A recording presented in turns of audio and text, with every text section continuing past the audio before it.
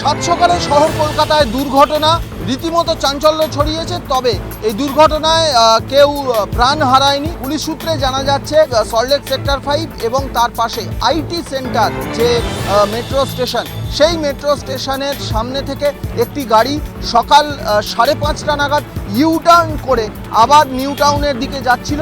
অন্যদিকে আরেকটি গাড়ি উইপ্রো ব্রিজ থেকে বেলাগাম গতিতে এসে ঠিক এই জায়গায় নিয়ন্ত্রণ রাখতে না পেরে ধাক্কা মারে এবং যে গাড়িটি ধাক্কা মেরেছে সেই গাড়িটি ধাক্কা মেরে ঘটনার জেরে সেই অফেন্ডেড ভেহিকেলস সেটি রাস্তার পাশে ফুটপাতে উঠে পড়ে।